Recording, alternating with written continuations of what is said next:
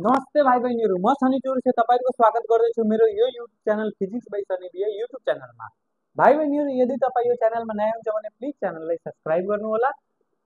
तपाईँहरूको इक्जाम्स आइरहेको होला, तपाईँले कुनै टपिकमा डाउट होला, कुनै टपिक मसँग पढ्नु होला भने म त आफ्नै फ्लोमा गइरहेको छु। तपाईँले कुनै टपिकमा डाउट होला, फिजिक्सको र म्याथको कुनै पनि टपिक, तपाईँले मलाई इन्स्टाग्राममा मेसेज गर्न सक्नुहुन्छ। मेसेजको 110% रिप्लाई पाउँछ। तपाईँले जुन पनि टपिकको डाउट होला, म त्यहाँ टपिकको डाउट क्लियर गरिदिन्छु। तपाईँ भन्नुहोला जुन टपिक पढ्नु छ भने म तपाईँलाई त्यही टपिक पढाइदिन्छु। बुझ्नुभएको? आज हामीले हिजो अस्ति के डेरिभेसन गरे? हिजो हामीले गरेको थियो आर इजिकल टु 2f एउटा डेरिभेसन र अर्को हामीले मिरर फर्मुलाको डेरिभेसन गरेको थियो। एउटा अझै डेरिभेसन के बचेछ हाम्रो? म्याग्निफिकेसन, जुन के हुन्छ माइनस v बाई यु। आजको हाम्रो मुख्य टपिक के हो? डेरिभेसन अफ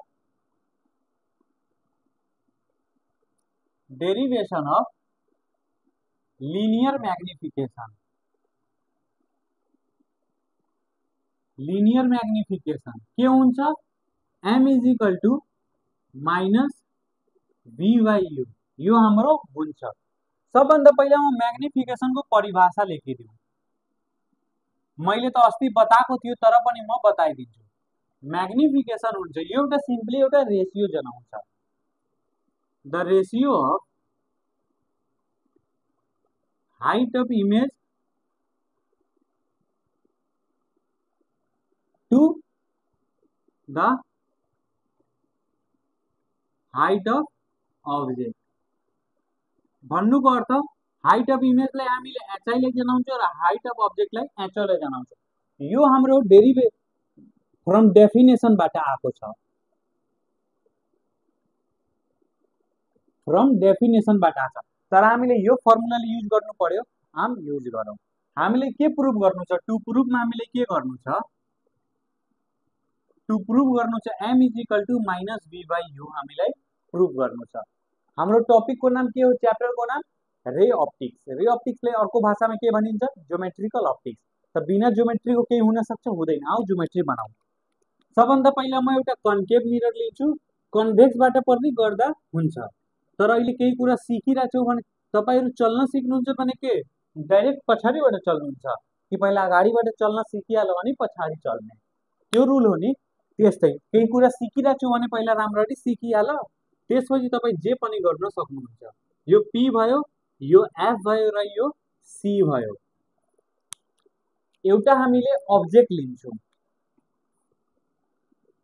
अब्जेक्टको नाम के भयो? ए र बी भयो। हाम्रो अब्जेक्ट भयो ए र बी, हाम्रो अब्जेक्ट भयो। अब्जेक्टबाट जहिले पनि कतिवटा रे आउँछ? दुईटा रे आउने गर्छ, तर हामीले तीनटा रे लिन्छौँ। किनभने हामी प्रुभ गर्न गइरहेछौँ दुईटा रेले हामीसँग प्रुभ भइरहेको थिएन, त्यसैले हामी तीनटा रे लिन्छौँ। पहिलो रेको रुल के हो? प्रिन्सिपल एक्सिससँग प्यारलल हुन्छ र फोकसबाट भएर जान्छ। अलि यता देखाइदिउँ। फोकसबाट भएर जान्छ। अर्को रेको के प्रोपर्टी हो? अर्को रे पोल अफ द मिररबाट जान्छ, रिफ्लेक्ट भएर यहाँ गइहाल्छ।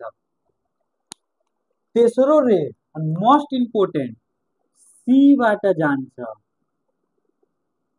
सीबाट जान्छ भने कहीँ त्यतै रिफ्लेक्ट भइहाल्छ, फेरि त्यतै रिफ्लेक्ट भइहाल्छ। तीनटै रे कहाँ आएर मिट गर्यो? तीनटै रे आएर यो पोइन्टमा मिट गर्यो भने यहाँ हाम्रो के बन्छ? यहाँ हाम्रो बी डैश र ए बन्छ। किन मैले उल्टा लेखेँ? किनभने यो बियोन्ड द सी हो, कन्केभ मिरर हो। कन्केभ मिररको beyond the C between C and F image form हुन्छ र कस्तो? रियल र इन्भर्टेड इमेज फर्म हुन्छ। आम लेखिहालौँ। एबी के हो भाइ बहिनीहरू? एबी हो एचओ। एचओ भन्नाले height of object. Height of object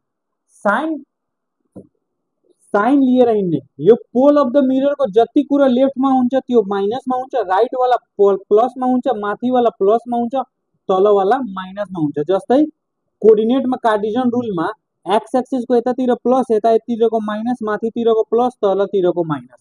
त्यस्तै यो हो। अब्जेक्ट माथि छ कि तल छ? माथि छ, माथितिर प्लस, त यो अब्जेक्ट प्लस भयो। अब A dash B dash. A dash B dash के हो? मेरो एचआई हो। एचआई भन्नाले height of image. Height of image कहाँ छ तल छ कि माथि तल तलको लागि के माइनस तलको लागि के माइनस त एच माइनसमा भइहाल्छ एचआई एचआई केमा भइहाल्छ माइनसमा भइहाल्छ अर्को बी र पी के हो मेरो बी र पी मेरो यु यु भन्नाले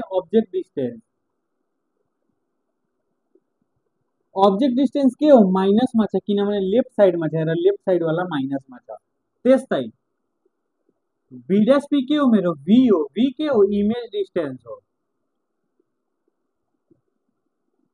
वी के हो इमेज डिस्टेंस इमेज पनि कता बनेछ लेफ्टै साइडमा बनेछ माइनस नै हामी लिन्छौँ बुझ्नु भएको हस् हामीले सिमिलर ट्रायंगलको कन्सेप्ट युज गर्छौँ म सिमिलर ट्रायंगल बताइदिउ के हुन्छ मान यो दुईटा ट्रायंगल छ ट्रायंगल एबीसी अनि ट्रायंगल पीक्यूआर यो एंगल ए छ भने यो एंगल इक्वल छ यो एंगलसँग यो एंगल इक्वल छ यो बी र यो बी हामी के लेख्न सक्छौ this triangle ABC similar to triangle PQR यो साइन सिमिलर को हो बाई ए जब दुईटा एंगल इक्वल हुन्छ भने ट्रायंगल के हुन्छ सिमिलर हुन्छ सिमिलर ट्रायंगल को खासियत के हुन्छ नि अपोजिट साइडहरु प्रोपोर्शनल हुन्छ यसको अपोजिटमा के छ एबी छ बी को अपोजिटमा के छ पीक्यू छ त्यस्तै ए को अपोजिटमा के छ एसी छ युए को अपोजिटमा के छ पीआर छ यिनीहरु के हुन्छ बचेको साइड के हो बीसी हो यसको बचेको साइड के हो क्यूआर हो यिनीहरु के हुन्छ प्रोपोर्शनल हुन्छ हामी के लेख्न सक्छौं corresponding sides are proportional proportional भनेको जब दुईटा रेशियो दुई या दुई भन्दा बढी रेशियो इक्वल हुन्छ त्यसलाई प्रोपोर्शनल भनिन्छ यो कन्सेप्ट थियो के को सिमिलर ट्रायंगल को यो कार्टेशियन रूल मैले देखाए आम यसलाई मेटौं बोर्ड अलि छोटो छ अलि कम स्पेस छ त्यसैले जाम आउने हामीसँग दुईटा ट्रायंगल यहाँ देख्न मिल्छ कुन कुन एउटा ए बी र पी र अर्को ए डैश बी डैश र पी यो दुईटा ट्रायंगलमा हामी हेरौं के लेख्छौं in triangle ABP and triangle A dash B dash P हेर त यो 90 छ भने यो पनि 90 छ कि छैन के लेख्न सक्छौ angle ABP is equal to angle A dash B dash P both are 90 degree अर्को रूल के अर्को के यो के हो इंसिडेंट रे हो यो रिफ्लेक्टेड छ इंसिडेंट र रिफ्लेक्टेड पॉइंट सँग यहाँ नर्मल बनेछ law of reflection I is equal to R हुन्छ भने हामी के लेख्न सक्छौं angle A PB is equal to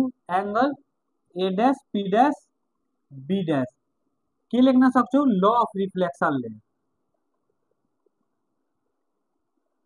law of reflection ले जब दुईटा एंगल इक्वल भइहाल्छ दुईटा एंगल इक्वल भइहाल्छ भने के भन्छ angle A triangle ABP similar to triangle A dash B dash P भइहाल्छ सिमिलर ट्रायंगल को अपोजिट साइड्स के हुन्छ प्रोपोर्शनल हुन्छ जस्तै यसको अपोजिटमा के छ एबी छ यसको अपोजिटमा के छ ए डैश बी डैश छ त्यस्तै यो एंगल को अपोजिट में रिमेनिंग एंगल यो एंगल को अपोजिट में के छ यसको अपोजिट में छ बीपी त्यस्तै यसको अपोजिट में छ B dash P dash B dash P AB के हो हाइट अफ ऑब्जेक्ट हो एच हो ए डैश बी डैश के हो हाइट अफ इमेज हो माइनस एच आई बीपी के हो ऑब्जेक्ट डिस्टेंस माइनस यू र बी डैश पी डैश के हो माइनस बी यो माइनस ली यो माइनस गयो हाम्रो के आयो HO by HI minus is equal to u by v दुवै तरफ रेसिप्रोकल गरिदिन्छौ रेसिप्रोकल अन बोथ साइड दुवैतिर हामीले के गर्दियो रेसिप्रोकल गर्दियो रेसिप्रोकल गर्दा के हुन्छ दुवै साइडको माथि माथि गइहाल्छ HI by HO is equal to V by you यो माइनसलाई उता फाल्दिने HI by HO is equal to के भइहाल्छ माइनस वी बाई यू अब हेर त माइनस v बाई u भनेको के हो, सरी एचआई बाई एचओ भनेको के हो, magnification m, m is equal to minus v by u, hence proved. हामीले यही प्रूभ गर्यो, केही गर्न दुईटा सिमिलर ट्रायंगल लियो, त्यसलाई दुईटा ट्रायंगल लियो, त्यसलाई सिमिलर गरिदियो, त्यसको करस्पोन्डिङ साइड लेखिदियो, भयो, माथि माथिबाट प्रूभ गरिदियो। हिजो जसले लेक्चर हेऱ्यो होला त्यसलाई त इजी लाग्यो होला, नलेखेर होला त्यसलाई गाह्रो लाग्छ। बुझ्नु भएको? प्लिज च्यानललाई सब्सक्राइब गर्नु होला। क्लास राम्रो लाग्यो भने प्लिज च्यानललाई सब्सक्राइब गर्नु होला। तपाईले कुनै पनि डाउट होला, कुनै पनि टपिकमा डाउट होला, एक्जाम साइड होला भने तपाईले मलाई त्यहाँ इन्स्टाग्राममा मेसेज गरेर इन्फर्मेसन दिन सक्नुहुन्छ। म तपाईहरुको डाउट क्लियर गरिदिन्छु। जुन पनि टपिक पढ्न मन छ म त्यो टपिक पढाइदिन्छु। बुझ्नु भएको? नोटको टेन्सन नगर्नु होला। बोर्डको पछाडि जति कन्टेन्ट दिइराछु सबै भिडियो सकेपछि पाइहाल्छ। त आजको लागि यतिकै। हस्, जय नेपाल।